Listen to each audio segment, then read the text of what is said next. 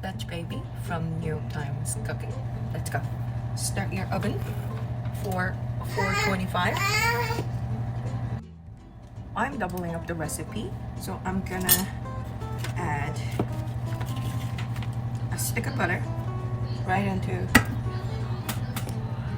into my cast iron pan.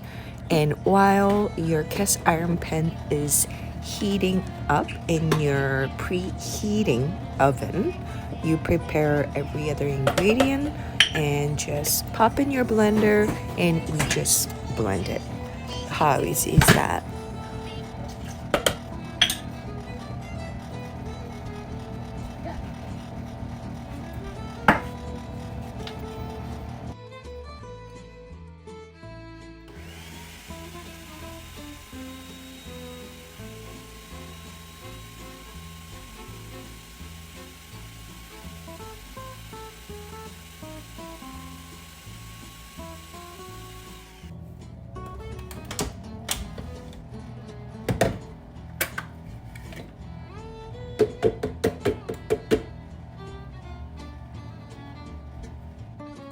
So your butter has melted